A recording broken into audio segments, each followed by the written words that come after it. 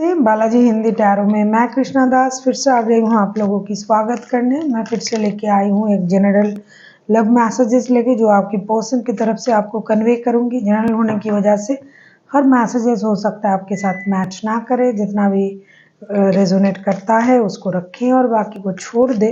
हो सकता है बाकी मैसेजेस किसी और के लिए हो। सन साइन, मून साइन, किसी भी साइन से अगर आप एक्वेरियस हो यानी कुंभ राशि हो तो ये मैसेजेस आपके लिए होगी। जेंडर स्पेसिफिक भी नहीं है और एनर्जी वाइज वर्षा होते रहते हैं, इसका थोड़ा ख्याल रखिएगा। इस मैसेजेस को आप 6 से लेकर 12 जुलाई तक देख सकते हो। मैं तो कहूँगी कभी भी देख सकते हो, क्योंकि जब भी आप इस मैसेजेस को देखोगे आपके लिए कुछ ना कुछ इसमें ज़रूर रहेगा।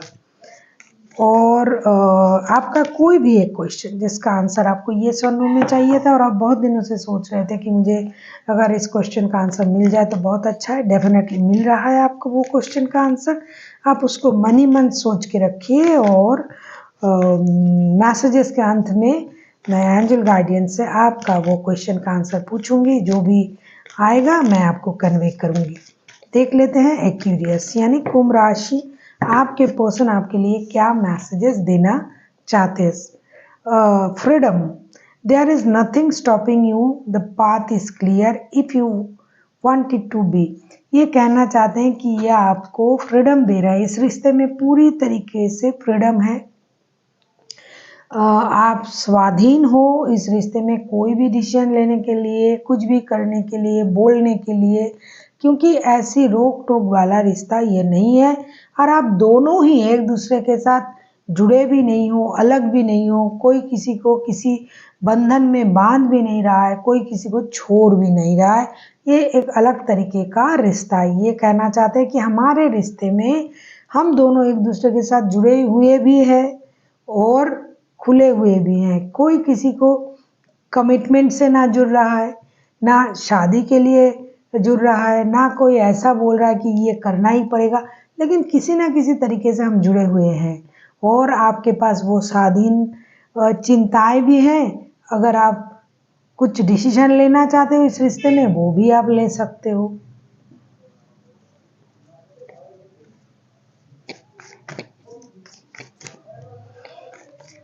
देख लेते हैं आपके पर्सन आपसे और क्या कहना चाहते हैं।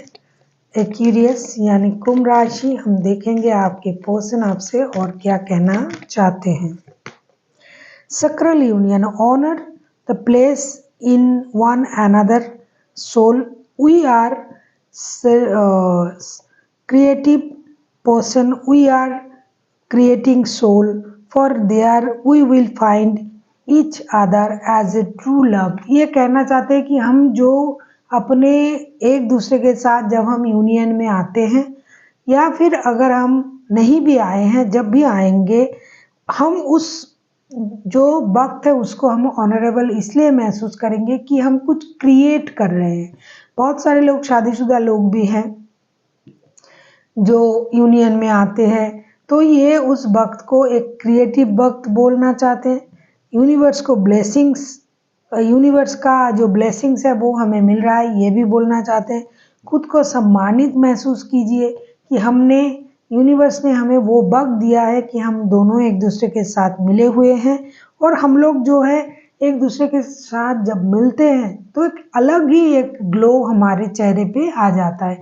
कुछ बात करूं या ना करूं, पास बैठने से ही अगर आपको ये एहसास हो जाए कि आपके चेहरे की नूर आ जाए तो डेफिनेटली ये इंसान आपके दिल में रहता है, ये पता चल जाता है। उसी तरीके से ये आपसे कहना चाहते हैं कि जब भी हम एक दूसरे के साथ मिलते हैं, यूनियन में आते हैं, फर्स्ट ऑफ ऑल तो हमें उस क्रिएशन को, उस वक्त को ऑनर मानना चाहिए कि हम लोग ऑनरेबल है कि हमें ऐसा वक्त मिला है, हम कुछ नया क्रिएट कर रहे हैं। दूसरा जो है, हम हमारे जो सोल है जो जब एक दूसरे से मिलते हैं तब हम जो एक दूसरे को सामने देखने के बाद जो हमें एहसास होता है, जो आनंद होता है, वो ही हमारे चेहरे पर ही झलकते हैं। देख लेते हैं ये आपसे और क्या कहना चाहते हैं। ये एक अलग तरीके का रिश्ता है जिनका भी ये एनर्जी है। ये हम जब रीडिंग करते हैं एक्वेरियस का कभी कभी आ जाता है। Friendship, nature the bond of friendship within you and I, our love life is dramatically improve. ये कहना चाहते हैं कि अगर हम लोग लव रिलेशन में भी फ्रेंडशिप को एक ओहदा देते हैं, फ्रेंडशिप को ले आते हैं, एक दोस्तों जैसा बिहेवियर करते हैं, तो हमारे रिश्ते का जो सिचुएशन है ये ऑटोमेटिकली ड्रामेटिकली ये चेंज होना शुरू हो जाएगा और हमें ये लगेगा कि ये चीज़ें इतनी जल्दी जल्दी अच्छे चीज़ों में कन्वर्ट हो रहा है जो हमने सोचा भी नहीं था। तो रिश्ते में प्यार तो है ही, लेकिन दोस्ती को भी लाना पड़ेगा, तभी ये रिश्ता एक अच्छे सिचुएशन में आएगा और इम्प्रूव करेगा। क्योंकि कभी भी एक दोस्त दूसरे दोस्त के सामने तैयार होके नहीं जाना पड़ता है, कुछ छुपाना नहीं पड़ता है, कुछ हिचकिचाना नहीं पड़ता है।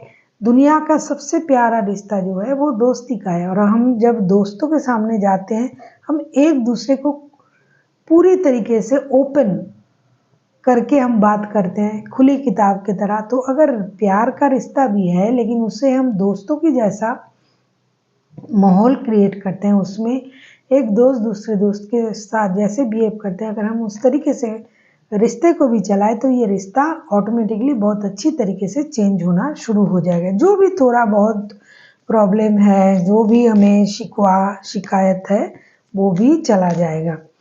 अगर आपको रीडिंग अच्छी लगे चैनल को सब्सक्राइब कर दीजिएगा, लाइक शेयर एंड कमेंट करना ना भूलिए। पर्सनल रीडिंग की ज़रूरत हो तो डिस्क्रिप्शन बॉक्स में डिटेल्स हैं, आप उसे पढ़ के मेरे साथ कांटेक्ट कर सकते हो। देख लेते हैं आपके जो पर्सन है वो आपसे और क्या कहना चाहते हैं। क्यूरियस।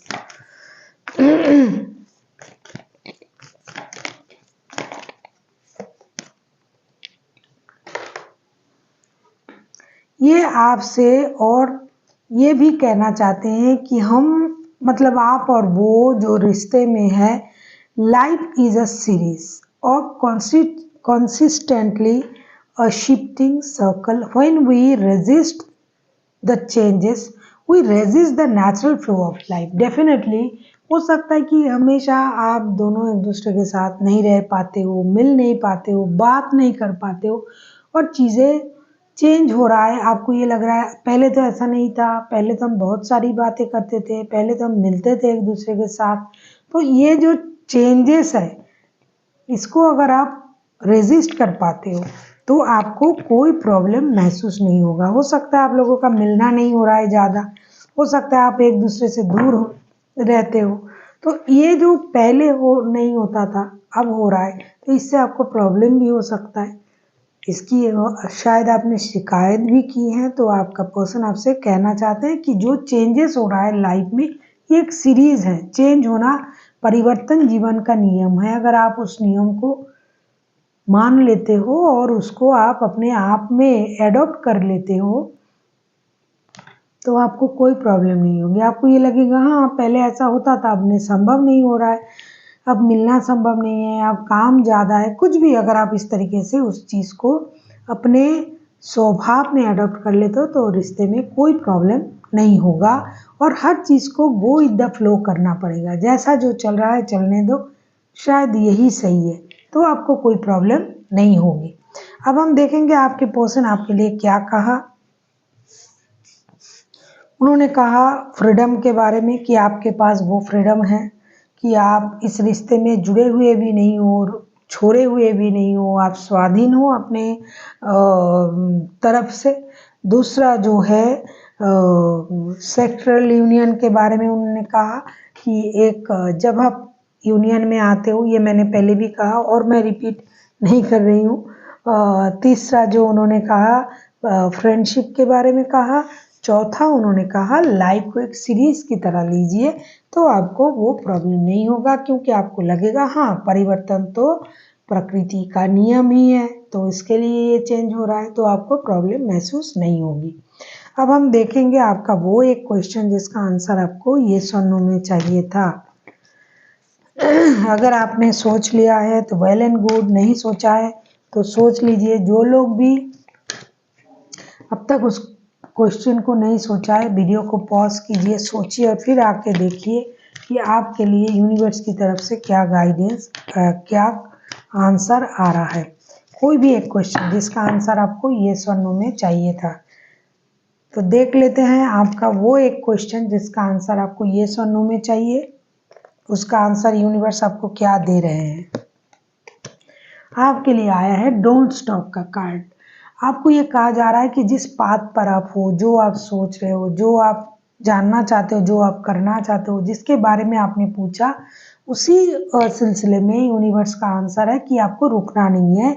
आप सही पाथ पर जा रहे हो, आपका सोच सही है, आप जो करना चाहते हो, सही करना चाहते हो, तो आप आगे बढ़ते रहिए। So thank you for watching and फिर मिलते हैं एक नई वीडियो के साथ। तब तक के लिए स्वस्थ रहिए, मस्त रहिए और वीडियो देखते रहिए।